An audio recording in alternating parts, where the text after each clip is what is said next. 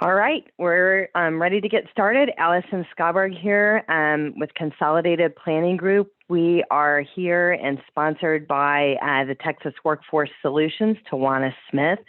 So we're happy to be back with all of you again today. So the Texas Workforce Solutions, they have a lot of webinars on a pretty regular basis, and they're kind of launching some different things that are going to be coming out, and can talk to you and kind of teach you a little bit more about pre-ETS and services for transitioning services for your teens with disabilities. There's a lot of programs out there, vocational rehab. There's a lot of things out there and resources available to families to help their kids get to work or gain the skills and the knowledge that they need to be able to have competitive employment. So anyway, we're happy to be with you here today, Tawana. Again, Allison Schaberg, Consolidated Planning Group. We are a holistic special needs financial planning firm, and we put out a lot of webinars on a pretty regular basis on topics surrounding special needs. So if you're joining us for the first time, we're glad that you're here. If you are coming back and you've attended a lot of our webinars, we're glad that you're back. We do have a YouTube channel that we post our webinars out there. So if you've missed one or there's a particular topic that you're interested in, you can go out to our YouTube channel. We'll have that out there at the end of this presentation and search some of the topics that you might be interested in. Today's webinar is being recorded. You will get an email either later today or tomorrow with a link to the webinar, a link of our contact information, Tawana Smith's contact information if you've got questions regarding the Texas Workforce Commission, and also a link that if you want to talk about your individual situation, that you can certainly reach out to us as well. Your cameras and your microphones are muted, so we can't see you and we can't hear you, but we know you're there. And if you have questions as we're going through the presentation, then certainly put them in the chat box, and we're going to get to just as many questions as we can. So today, this is a transition topic, and we're going to hit on a lot of different things. And if you've attended in the past, there's a lot of, I typically call them buzzwords. There's a lot of things when it comes to special needs that need to be on our radar as we're planning. And so today we're really talking about tips for launching your special needs teen into adulthood. But that magic transition of going from age 17 to age 18, there's a lot of other things from planning considerations, not just transition that we need to keep in mind. So we're going to hit on some of those topics, and some of these topics that we're going to be talking about today, we're going to kind of maybe just hit the tip of the iceberg. But again, on our YouTube channel, you'll find entire presentations surrounding that particular topic. If we're talking about SSI and Medicaid or Social Security disability or ABLE accounts or things like that, deep and wide, guardianship, special needs trust, all those kinds of things have an entire deep dive presentation on our YouTube.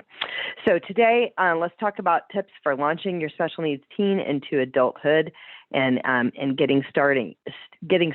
So first things first, we always want to talk about realistic expectations, and I always kind of start this talk and kind of coming back to myself and my own as a parent with kids with special needs. I have 4 kids, 2 that have special needs, 1 that has transitioned into adulthood, and 1 that is 17 and transitioning.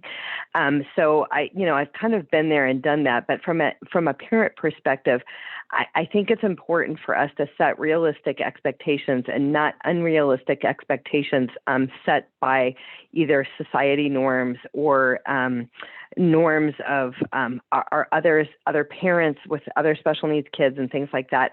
So just really, we really want to understand the diagnosis, the challenges, and the strengths, and some of the things that I talk about on a pretty regular basis on this. A lot of our kids have diagnoses that kind of render their maturity level to be a few years behind.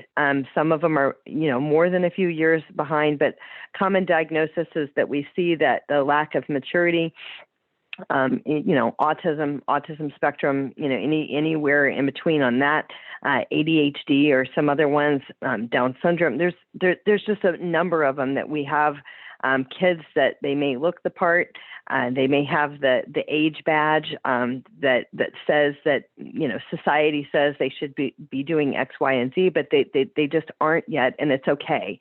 So when we're thinking about transitioning, we got to think about a lot of things, and I think that one thing first is thinking about these things early, and starting this train as early as you can. So if you've got a child that's a freshman or a sophomore in high school, thinking about these things and having a plan is going to be it's going to make the road a little bit smoother. So if you're late at getting started, you've got a senior, or maybe you've got one that did graduate, and now what do we do? I think it's okay, but the sooner the better. So let's think about and talk about some of the possibilities of a non-traditional path. Some of the things that we talk about here is, just keeping an open mind and considering all of the options that might be out there. Some are delaying driver's licenses. While I know that there's a lot of kids with disabilities that maybe will never drive, and that's okay. There are other kids that can drive, but maybe just not yet. And we're going back to this, their brains are not fully formed until they're 26. And that's on a neurotypical child. And so if we have a child that's kind of behind in years, and we might not see that fully formed or fully functional or full maturity at age 26. So what does this look like? What are some of the options? Trade school, community college. I also look at transition programs. There's a lot of transition programs that might be available through your public school. There are outside transition programs outside of the public school if your student has already left the public school, but starting these conversations early with your school, with the diag, through your ARD meetings and things like that, understanding what options are available. Are those options viable for you? Does it fit your child? Does it fit the needs that you feel that your child has? And also, again, being willing to look outside as well. So some of these programs, some of these transition programs have waiting lists. So we do suggest that you start this process early, kind of looking around to see what's out there. What are the costs associated with them? Do these programs take waivers or not take waivers if you're actually getting a waiver? Some of them do, some of them don't. So think about some of these things. When it comes to trade school and community college, there's a ton of programs out there, and we have other webinars that we talk about a lot of the different programs out there that are definitively designed for the neurodiverse population. So researching some of these programs at the university level, the trade school, the community college level is important.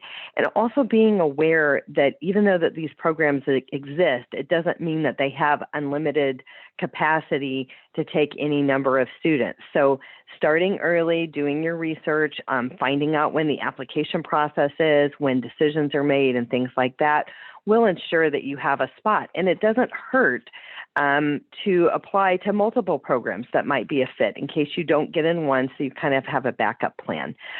Some of the things that you can think about is a reduced college course load.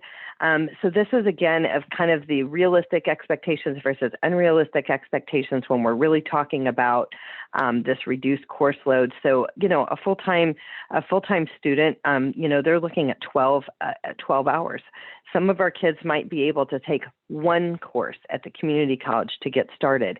See how it goes.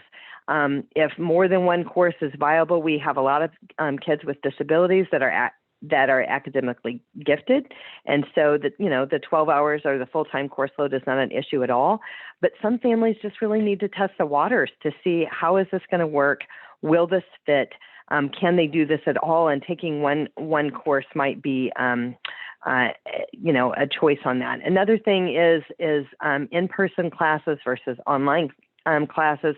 And we've seen a lot of we've seen a lot of that through the pandemic, and sometimes this is absolutely not a fit. It does not work at all online for your student, but other students really thrive in this environment and in your home environment, then you might be able to give them the support that they need to be successful. So just kind of look at all of those things. Living at home versus on campus. This is, another start, and this is, something, if you're looking at the community college, there are, obviously, living at home, if they, lack some of the maturity, that might be a good start for the first year or two. And then a lot of these programs that I'm mentioning that they may have at the community college, well, definitely at the university, they do have living quarters specifically for these programs. So those might be a good fit for your teen as well. So basically, we always say, let's not compare. Let's just see, we are where we are. We're not behind. They're not behind. They are where they are. And even if they are a little behind, it doesn't mean that any of these things are not within the realm of possibility in the future. Maybe they need an extra year in a transition program, whatever it is. But what we're trying to do when we're talking about transition here is we're trying to have that path forward. And what we're trying to do is we're really trying to avoid the students coming home or graduating from high school and coming home and, playing video games or actually having, very little interaction with others and no path, no recreation, no programs that they're involved in or interaction with others. Okay, so we talk about scaffolding. When we're talking about scaffolding, we're really talking about just meeting them where they are, moving at their own pace. There's a lot of things that we can do. In this example, I think about, advocating. I think about, and for our verbal kids, some of the things, we're building up to this. We're building up to the independence. We're trying to fill in the gaps of some of their lagging skills. There is a great book out there by Ross Green. I had that on the screen so you guys can check that out. But we want to encourage independence but with some checks and balances and safety nets in place. And this can be a hard time for parents. We've spent, our whole life being all things and everything to the child. And it can be a difficult time just from an emotional time from teenagers, combined, with any of the emotional disturbances or other things that they may have going on along, with their disability. But what we really want to do is help encourage that independence. And sometimes as parents, it's hard. It's hard to let go and hard to kind of let them move through some of these processes. And the thing is just like us, we all learn from mistakes. They're going to learn from mistakes too. And some of these mistakes are okay. And as they're still under your roof and they're still in your care, that's a great time to help them navigate through these mistakes and kind of work through them and move them along. But we say, keep practicing. One example of practice that I like to talk about is like, for instance, medical appointments. We go to these appointments. We've been going to these appointments to specialists for years. And the doctor comes in and mom opens their mouth and says everything that needs to be said, what the primary diagnosis is, or, like if you're seeing a new doctor, what the history is, what the updates are, what's been happening, if there's new symptoms, all those types of things. So one thing that you can start doing with your verbal kids is practicing this in the car on your way to the appointment. You're going to the doctor's appointment and you're asking your child, so what doctor are we going to see? And what are we seeing this doctor for? What is your diagnosis? What kind of medication do you take? Recently, how have your symptoms been? Because some of it is just practicing communication skills because they haven't had to do all of this because we've always done this for them. And so, asking, so maybe you say it out loud in the car of what you would say to the doctor, they can hear you, and then you ask them to parrot that back to you of what they heard, and you're saying, I just want you to do this. When the doctor comes in, I'm not going to speak right at first. I want you to speak. And, if you get tripped up or if you forget something, that's okay. I'll be there to help you. But this is encouraging them in the right direction, because if they are going to the community college, if they are going to these other programs or the university programs, these schools want to work with your student, not necessarily you. And so this is a good practice for that. And of course, we always say enlist your therapists, your coaches, your tutors, and any other types of supports that they might need. And I mentioned, and we'll probably mention again throughout this presentation, we're here with the Texas Workforce Solutions. We've done presentations with them. We've done presentations with the Texas Workforce Commission. There are a ton of programs out there, vocational rehab, summer earn and learn, the pre-employment, transition services that are available for our kids with disabilities. So when I see the words therapists, coaches, and tutors, the first thing that comes to my mind is expensive, not covered by insurance, or, out of network with insurance and things like that. Maybe you've experienced the same thing.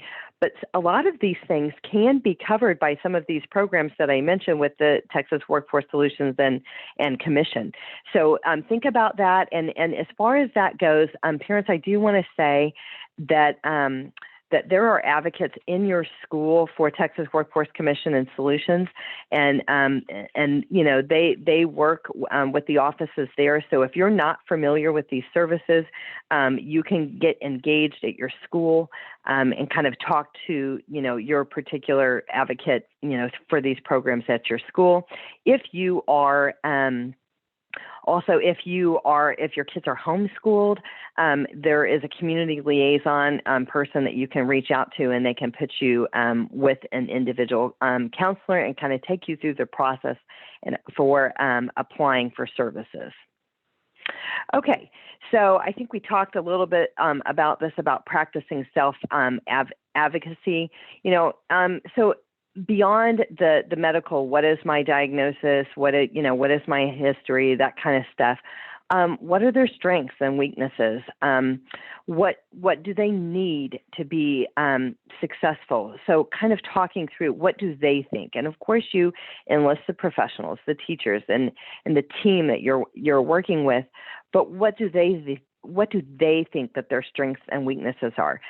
One thing that I will say, and a lot of the public schools have this available, through the guidance counselors and things like that, but also they are available through the community college as well, and these are free, but there are some quick assessments, and when I say quick, they're about 5 minutes long, that are going to ask a series of questions, kind of personality questions and, strengths and weaknesses. This is a lot like me. This is not at all like me. And so if you really have no general idea of what might be a good fit, this quick assessment that are usually 5 minutes or less is basically going to be able to show you, some of the areas that they might be well suited for. So learn about these resources together. So as parents, again, got to let go a little bit. So this isn't their job to do everything, but going through these resources together. So once you get this assessment back and it says that your child has an art brain, or your child has an engineer brain, or this particular industry might be a good fit for them, kind of a fun activity to do is to start researching those career paths a little bit further. How many jobs are out there for that type of career path? What is the average salary for that type of career path? What kind of schooling or education do they have to do? Is it a certificate? Is it an associate's degree? Is it a bachelor's degree? And kind of, researching that, because there's some stuff that's out there. When we were going through this and doing this with my own daughter, it's kind of interesting how there are some things that require an advanced degree like an MBA, but when you look at the salary that requires, the salary is quite low. One would certainly not be, comfortable living off of that salary, but basically it's going to take 6 years of school to get there. So those are things that you guys want to work through together and eliminate some of the areas that you guys might be thinking about. and there's so many possibilities out there. I mean, there's so many things that we think about of just like traditional careers and things like that. But basically, there's a job for that. And when you think about your child with a disability, there could be things, we have, autistic brains that, maybe have a propensity for being really focused on trains or really focused on weather, or there's so many things that they could be really, really focused on. And what are the career paths? And maybe it's a junior career path. And what are kind of some of the shadowing programs? Are there any shadowing programs out there where your child maybe could volunteer or shadow, or kind of do a, kind of looking at, what does it take? Could I do this? Do I enjoy this? And of course, always include your teens in the 504, the IEP meetings, the ARD meetings. They should be included in that, and kind of understanding when we're kind of talking about, the milestones that they've met as far as the goals in your IEP, if they're meeting their goals and what challenges and things like that they might be facing. So that way we can get the help that we need and kind of closing the gap in some of those things. Okay, so when we're talking about finding a good fit, we're talking about the schools and colleges, we're talking about extracurricular activities, we're talking about a career path or a work setting. So we've talked about school, but not all of our kids are going to go to college, and that's okay. And so that goes back to this realistic expectations, unrealistic expectations. Some are going to thrive and they're going to do really, really well just going to a career path or in a work setting, and they're going to grow their skills and knowledge, and they're going to make money, and it's going to be okay. Some of our kids, quite honestly, are not cut out for higher education. Maybe they're not there yet. Maybe they will be 4 years from now. Maybe they never will be. Maybe their mind is more like a trade, like thinking about some type of trade or a licensing or a license that they can get. And again, with some of these programs through the Texas Workforce Commission and VR, they have testing for this type of thing, and they can help some of the exploration that I was talking about, kind of working through. They can help with some of those things. So I love this quote: "When a flower doesn't bloom, you fix the environment in which it grows. We don't fix the flower." Our kids aren't broken. They are who they are. They are where they are, and it's okay. So I think I go back to this on a pretty frequent basis, but all the comparisons start early on. It starts. I mean, honestly, if you think about when you got married. You're at your wedding and people are asking you when you're going to have children. You have a child, people are at the hospital asking you if you're going to have any more. It's like this one thing after another. Like, we can't just be where we are and focus where we are and being the best that we can with where we are at the moment. We're always looking forward and what we're going to do next. And it doesn't necessarily have to be that way. Okay. So as we're talking about transition, accommodations are a big, big deal. One thing that I want to make super, super clear is even though you have an IEP in the public school or a 504, that IEP or 504 does not transfer to the university or the community college. While it is true, you can provide a copy of that to the Office of Disability on the college level. They require their own stuff. So basically, they want testing that's usually updated in the last 3 to 5 years. They've been a little bit more flexible on this matter since COVID started.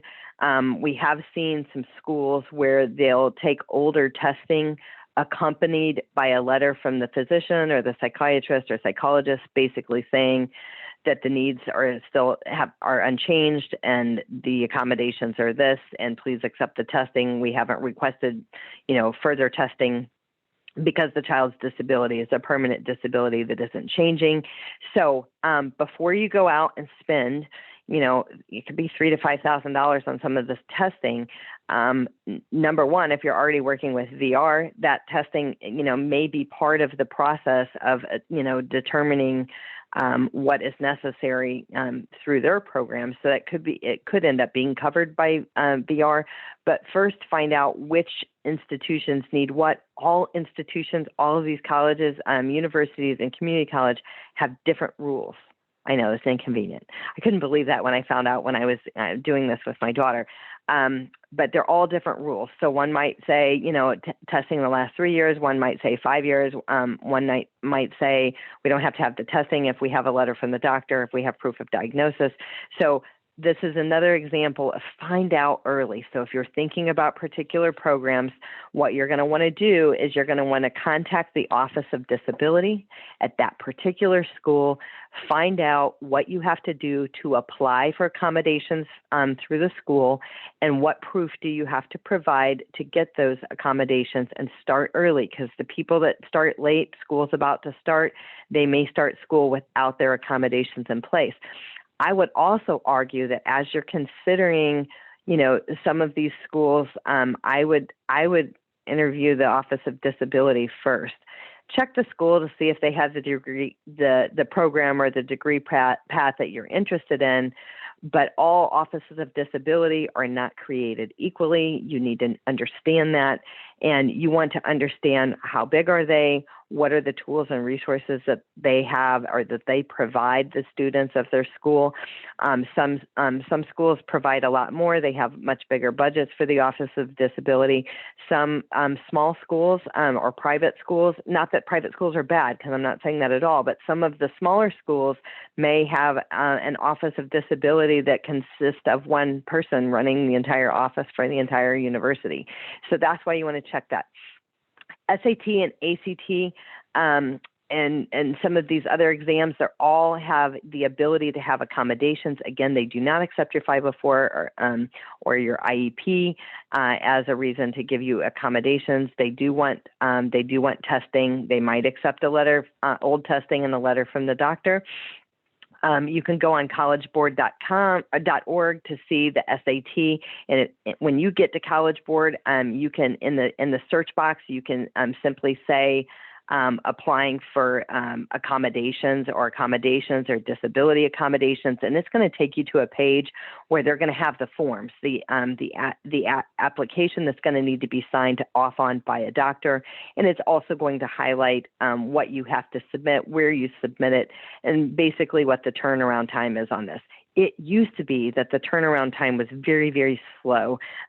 It actually, I think it's like the only thing ever in the pandemic that got like better or faster. But I actually did experience that the turnaround time for accommodations for my child was, it took like 2 weeks, and the other child, it took like several months. So again, start early. But what I want to tell you, so ACT, you got to go to the ACT website for their own rules and accommodations and the forms to download. But some schools, so as you're researching these schools and these programs, some of the schools are calling SAT and ACT optional because these tests have been harder to take since COVID. So your school may not even require the SAT or the ACT. If you're planning on your child to go in through the community college, or if they're taking a certificate program, the SAT and the ACT is not necessary. So there is the TSI. It's the Texas Success Initiative. That is the entrance exam that basically indicates whether your child can take for-credit or non-credit classes, going into college, whether it's the community college or the university. I think I got a couple of questions here. Okay, it's Tawana's contact information. Okay. So just check early and just know that everything's different. The universities, the community college, SAT, ACT, AP exams, all of them, and what their requirements are they're a little bit different. So you got to find it out. Reasonable accommodation is required if it does not pose an undue hardship.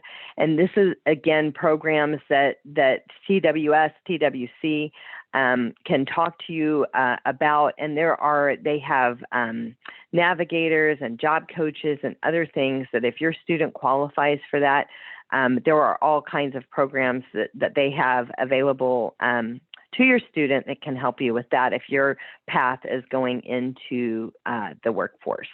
So talking about how to get started with special needs planning, we always suggest you work with a special needs planner to help you formulate a plan. And I always liken that to, if you have a cardiac problem, if you have a heart problem, you're not going to go to a foot doctor. You're not even going to go to a PCP. You're going to see a specialist. You have a specialized, unique situation when you have a special needs child that might need care or some form of care for the rest of their life. When you're working with a special needs planner has all the same licenses that a typical planner has, and then some. So, but the difference is we're nuanced in special needs. We're a National Social Security advisor, and we really help make sure that you have you do the right things so your child maintains eligibility for SSI and Medicaid and other benefits that they might be eligible for, including waivers and things like that. So that's kind of some of the differences, because sometimes people are confused on what our role is and how we work. So another thing that I want to talk about is what is the difference between a special needs planner and a special needs attorney, because a lot of times the attorneys get calls for doing what we do, and we get calls for doing what the attorney does. The truth is we work very closely together, okay? So the attorney is the paper. There's a legal document. The special needs planning attorney is the attorney that needs to help you with guardianship. They're going to talk to you about guardianship, partial guardianship, supported decision-making agreements, power of attorney, healthcare power of attorney, those are things like that, and special needs trust. So that's the attorney side. So I'd say that they're the paper and we're the money, okay? So we're making sure that there's money in the right buckets. We're making sure that there's adequate assets in place that can fund your retirement. If you're married and you've got a child that might need care for the rest of their life, you've got like 3 retirements. So it's you and your husband, and then we have this child. This is the third bucket of money. So we're able to put special needs care plans in place to help identify how much will it cost for your special needs child in the future. So future care plans, future care cost estimate, and we're also able to do a complete Social Security analysis. And this is important to you because if you have a disabled child and their disability started prior to age 22, they, will be eligible to be considered a disabled adult child under a parent's record.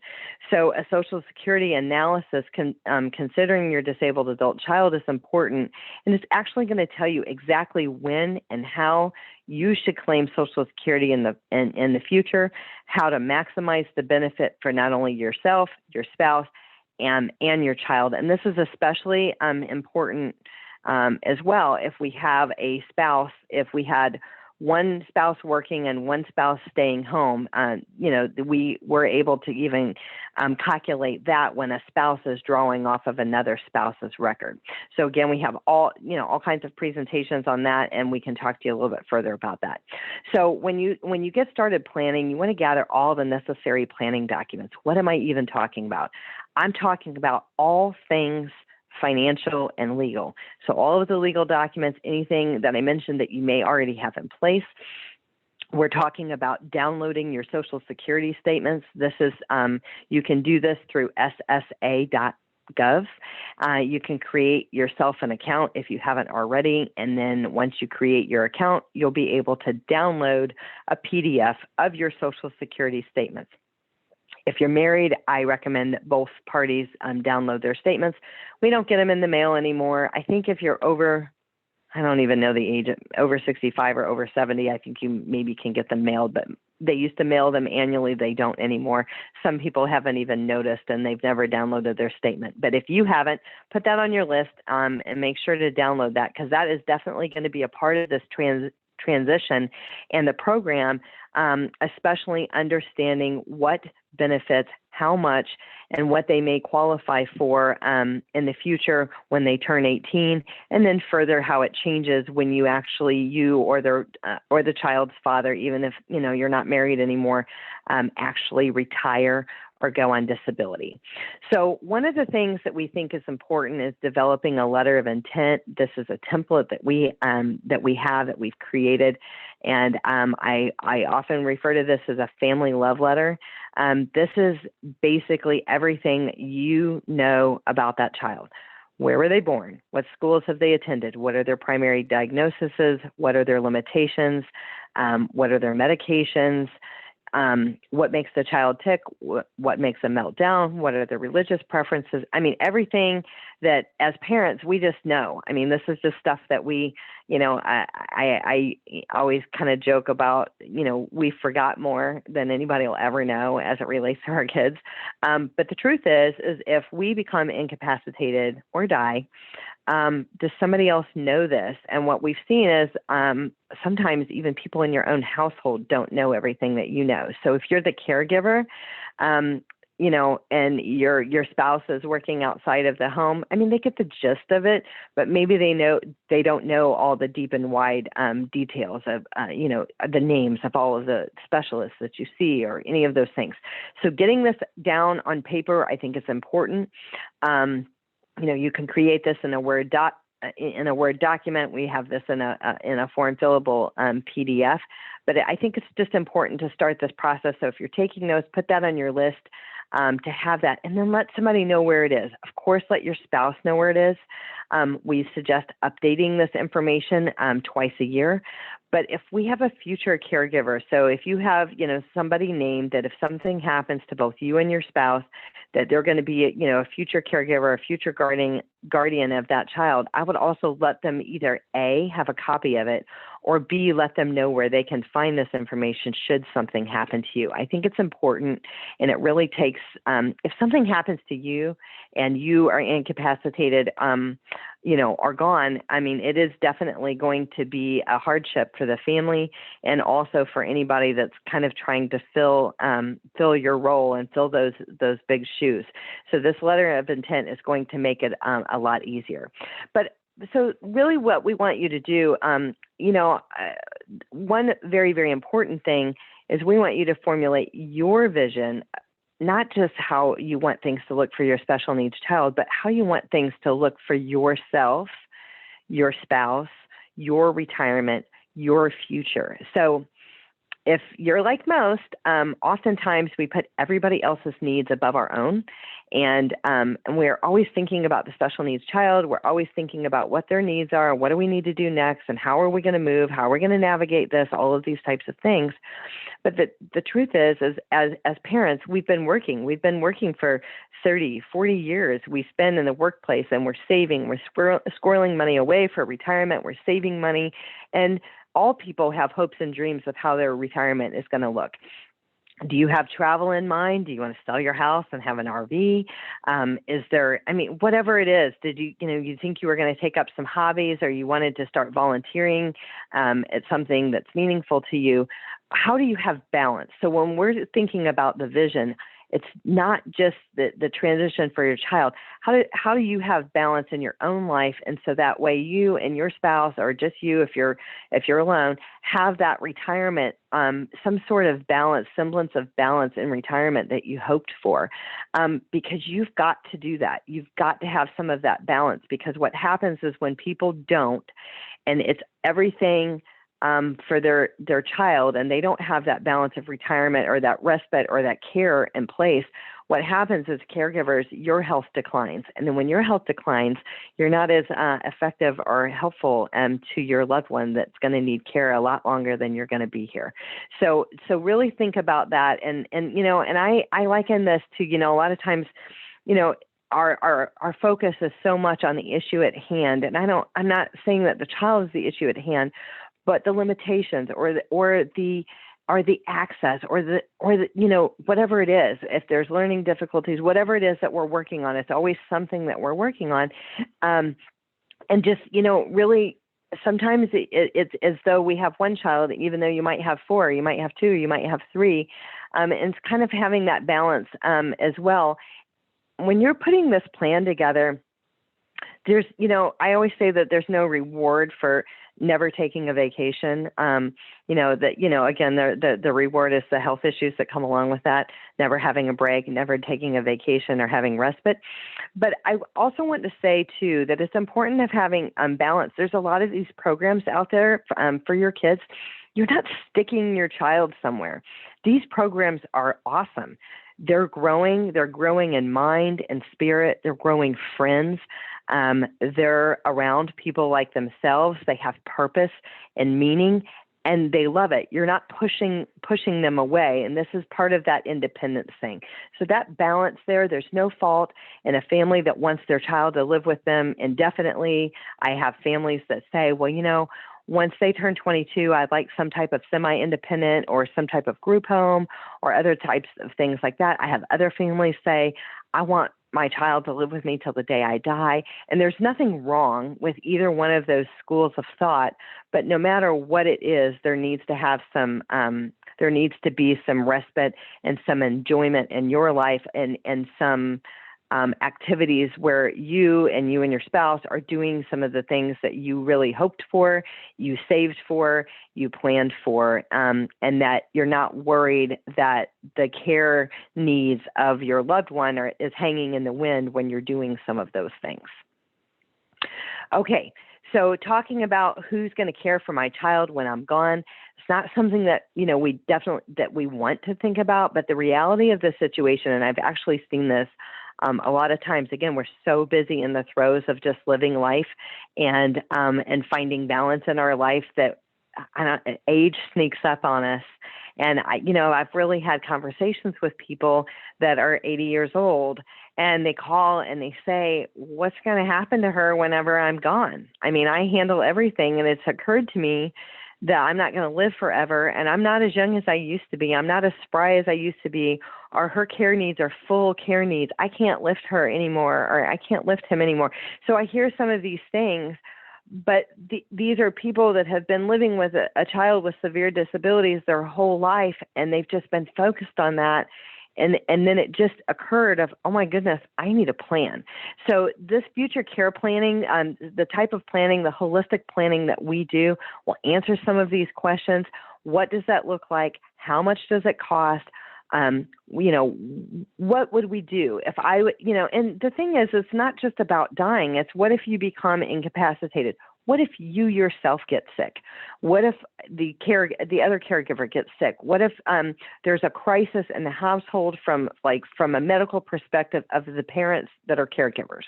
And then basically the situation is the boss and the energy and all of the resources and things need to go to that person that might be critically ill. So what we say here is consider touring some facilities. Brookwood, Marbridge Foundation, Daymark Living. We do have a residential care webinar that is kind of long, I have to admit. I think it was about an hour and a half, but I think we had like 8 or 10 different places all throughout the state of Texas. And basically they came on for 3 to 5 minutes and they said who they were, who they serve, where they're located, how much they cost, kind of the who, what, where, when, why, how much. And so it was kind of just kind of a shoot of all of these different facilities. And that may be worth watching. And so what I'm not saying is, how can we put your child in a residential facility? That's not the plan. It may be a fit for others. It may not be. But exploring some of these programs, do some of these programs have transition programs? Do they have partial residential? Do they have full residential? Do they take waivers? Are they private pay? But some of these waiting lists can be 5 years or longer. So this is, again, start early. So none of these places take folks younger than 18. Some of them are 21. But you want to get familiar with that and go ahead and put yourself on the waiting list. It doesn't cost you anything to put yourself on the waiting list. It could be a long time before you ever come up. And even if you do come up, it doesn't mean that you have to take the slot. But I can assure you that if you're not on the waiting list and the situation is the boss and something happens, somebody gets critically ill and we need a spot right now, it's going to be really, really difficult to find that spot. So also, when it comes to, who's going to care for our kids when we're gone, we want to say to really just take careful consideration about naming siblings as the future caregiver. We like to see siblings maybe as a successor trustee. If you're no longer here and able to run the special needs trust, maybe the sibling, if they're mature enough or old enough, they have the financial kind of ideas and background and history that they can do that. Kind of navigating as a trustee and navigating care and arranging care for the sibling, but not being their full-time caregiver. It allows a sibling to be the loving sibling that they want to be and have a meaningful relationship with your loved one, as opposed to the obligatory, resentful relationship that they might feel if their own hopes and dreams are dashed because they're saddled up with a responsibility that they didn't really sign up for other than being in the family, and it was just assumed that they would handle it. And so we're just trying to avoid that. So I know that there are families that there are, siblings that are much older, that they definitely do want to do this. But when we have siblings of similar ages or not that far apart, if something happened to you prematurely and these siblings are younger and they're in their 20s, they're in their 30s, they're trying to graduate college, buy a home, get married, have kids, all of those types of things might, being the caregiver for a special needs sibling might kind of alter some of their plans or make some of their plans a little bit more difficult to reach. Okay. So talking about funding, how are our kids' care going to be funded? We spend a lot of time talking about SSI, Medicaid, Social Security, Disability, and Medicare. And the bottom line is what we want to do is we want to preserve eligibility for state and federally funded programs. So a lot of our kids are not qualifying for SSI and Medicaid at this time. Maybe your kids are, but SSI and Medicaid is a means-based program. So your child may be disabled, and it's clear, and the doctors agree your child is disabled. But up to this point, perhaps they haven't qualified for SSI and Medicaid because it's based off of your assets. It's based off of mom and dad's assets, not the child. So basically, if mom and dad, if they're married and they have more than $3,000 assets to their name, they can have one house and one car. So if you have more than one house or land, if you have more than one car, if you have more than $3,000 to your name and your child is under the age of 18, they basically don't qualify for SSI. So maybe you've been denied, but the reality of the situation is what happens is when they turn 18, it's based off of their assets, not yours. So even though they still live in your home, you might still claim them on your taxes. It's based off of their assets, not yours. So it is important that your student that is coming along, to age 18, that they do not have more than $2,000 in their name. If they have more than $2,000 in their name, it needs to be redistributed to an ABLE account or a special needs trust. And so basically an ABLE account and a special needs trust are two places that an SSI recipient can have money above and beyond the amount. So $2,000 for an individual, $3,000 for a married couple. Anything above that needs to be in an ABLE account or a special needs trust to not be counted against them for SSI purposes. So these are special needs trust. Again, these are things that you're going to establish with the special needs attorney. An ABLE account, these are things that we establish and we work with our customers on. If you already have a 529C, an ABLE account is a 529A. You can convert a 529C to an ABLE, but you can only convert $15,000 a year. A reason a person might consider converting a 529C to an ABLE account is because an ABLE account you can pay for a lot more things for the individual with a disability than you can for the 529C. So the 529C is basically for college and that's it. And an ABLE account, basically, if it can be construed as paying as achieving a better life for an individual with a disability, it can basically be paid for out of an ABLE account. An ABLE account can also pay for college. It can also pay for tutoring, which a 529C cannot. And basically, it can pay for an iPhone, it can pay for a computer, it can pay for a car, it can pay for a Disney vacation. Again, if it's achieving a better life for an individual with a disability. Okay, so the Special Needs Trust, this is going to allow an unlimited amount of money. You can have an unlimited amount of money in the Special Needs Trust to provide for their future care. An ABLE account has a limited amount of money in that you can only put $15,000 a year, but $100,000 total in that account before you disqualify, before it's going to be counted against you for SSI purposes. Okay, so as we're talking about Social Security disability, also called SSDI, so it would only make sense that if our kids are disabled, that we should apply for Social Security disability, right? And the interesting thing is when you apply for SSI and Medicaid, you're going to go ahead and also apply for Social Security disability, but then you're subsequently going to get a letter in the mail that says that your child was denied for Social Security disability. And the reason why is Social Security disability or Social Security is based off of the worker. So SSI is means-based. It has to do with being indigent and having, a lacking number of assets to your name. Social Security, Social Security disability and Social Security is about paying in to the Social Security, and we pay into the Social Security system by working. So if your student hasn't worked or they will never work, they haven't paid into the Social Security system. Okay, so you'll get that denial, and you feel angry when you get it because you think that they're saying that your child is not disabled, and you're so angry you can't even see the words on the page. Like, how can you say this? But basically, they're just getting denied because they don't have any working quarters, and so therefore there is no Social Security disability benefit for that student at the time.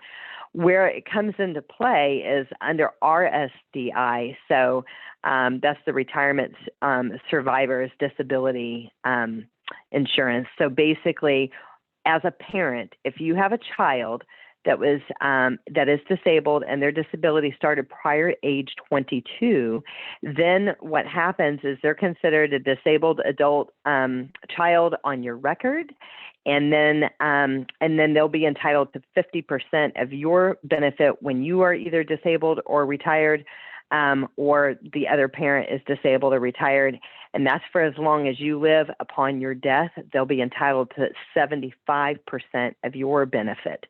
So again, we go deeper and wider with this topic and other webinars.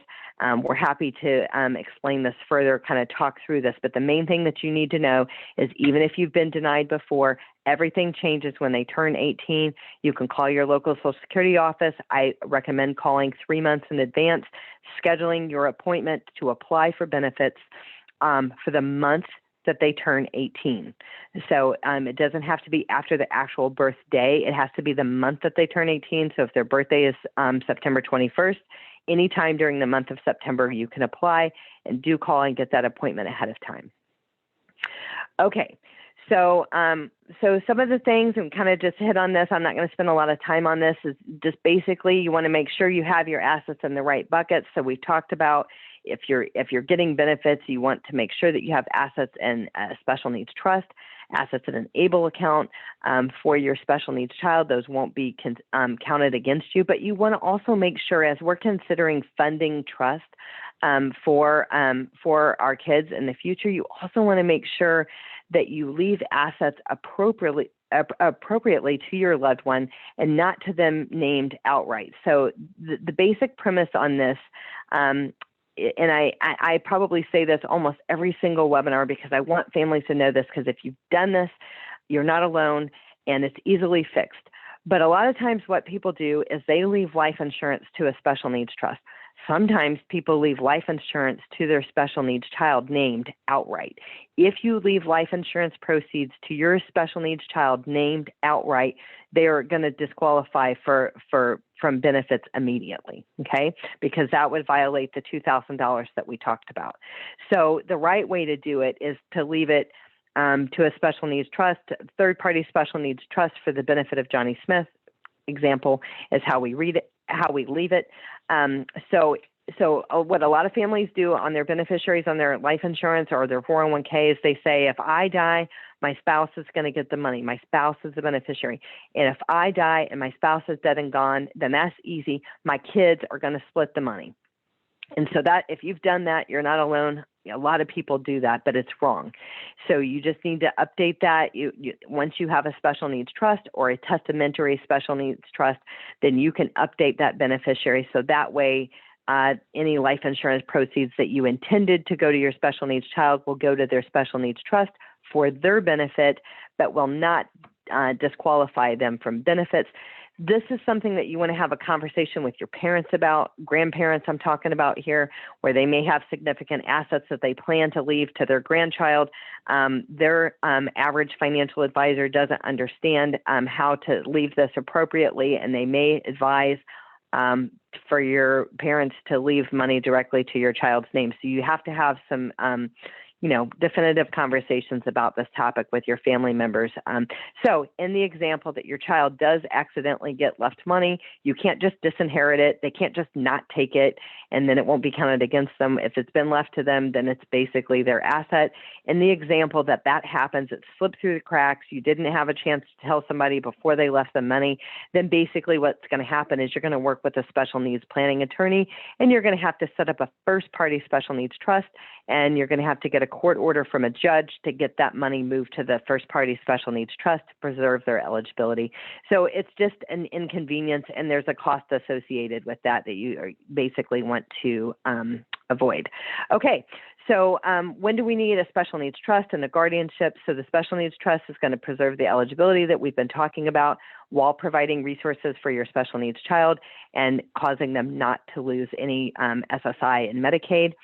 Guardianship can be applied for 6 months prior to the child turning 18. Again, on our YouTube channel, we have multiple guardianship presentations with multiple attorneys in the area that kind of talk about the different programs. Again, there's supported decision making in Texas. If we have anybody that's outside of the state of Texas, I don't know your particular state. We have guardianship, we have partial guardianship. Some families might need power of attorney or healthcare power of attorney. Those are all options. But you can start this process 6 months prior to your child turning 18. There is a physician statement that will need to be signed, and your attorney. We're happy to make referrals. We work with attorneys all day, every day, but your attorney will help navigate under what's going to be the best path as far as this is concerned. But a general rule of thumb on the guardianship side of the house is if the IQ is 70 or below, then basically they don't have the understanding or capacity to understand if they're signing a power of attorney or healthcare power of attorney. So usually it's 70 or below or 75 and below. Most attorneys would say that either partial guardianship or guardianship is going to be kind of a necessary step, but they'll help you do that. Work with a qualified attorney to prepare these documents, work with somebody that is specialized and focused on working with special needs. A lot of the attorneys that we work with, like me, they themselves have their own special needs kids that have transitioned into adulthood. So they not only work this and live this professionally, but they also live this personally as well. So I like that aspect as well. Okay, so as far as ABLE accounts is concerned, we kind of talked about it a little bit. I'm going to hit the highlights on this. $15,000 a year can go in. $100,000 disqualifies you for SSI benefits, anything over $100,000. In order to have an ABLE account, the disability had to start prior to age 26. And at death, there is a Medicaid payback. So basically, if there's money left over in an ABLE account, there is a such thing as a Medicaid payback that you need to be aware of. We do have presentations fully on the ABLE account, so you can check those out there. If you have additional questions, you can reach out, and we'll be happy to chat with you a little bit further about the ABLE accounts. Okay, I think we talked about that. Okay, so here are some things that an ABLE account can pay for, but again, the highlights that we hit were basically if it can be construed as achieving a better life for the individual with disability, you can pay for it out of an ABLE account, but you can pay mortgage payments and rent out of an ABLE account. You cannot pay that out of a special needs trust. because SSI is considered food and shelter. That's the purpose of SSI. So that is the reason why you might need an ABLE account and a special needs trust, is because monthly rent, service, mortgage, food, and shelter can be paid out of an ABLE account and a special needs trust if you're getting benefits, not necessarily. Okay, so coming around the bend here. So this is just kind of a list of the special needs trust. Basically, most things can be paid for out of a special needs trust, and it's paid for the benefit of the child, not given directly to the child. There's some rules about that.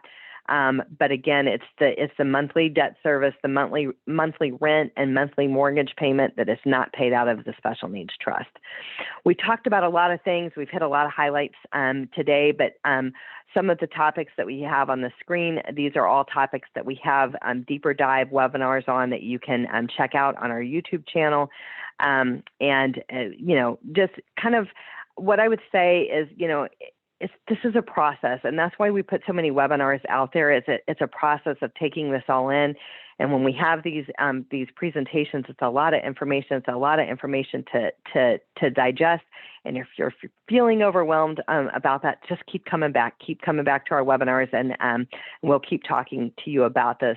Kind of some of the method behind the madness and putting this information out there is I truly felt when I was going through this, I do this for a living, and I just truly felt myself that all of these things were unnecessarily difficult, hard to find answers. It's not just as easy as Googling. Some things you can, some things you can't. And sometimes the answers are clear as mud. And it's just, and if the sky is blue and the stars, right, they have all these ifs and buts that, kind of come into play that could change your situation drastically. So that's why it's so important to educate yourself on these matters. It has been my pleasure chatting with you guys today. I got 101. I went a minute over. I don't see any questions in the chat box at this time. I do see that Tawana mentioned that if you're interested in vocational rehab services or pre-ETS, contact your vocational rehab office. Or visit the link Start My VR. So, and I do encourage you to do that. So a lot of great programs out there that can really help you. There's a lot of assessments. You can get a vocational assessment. You might be able to get some of that testing that you need for accommodations. Those are all, they sometimes do the neuropsych testing and some other things like that. That'll be covered as a part of your child being a part of that program.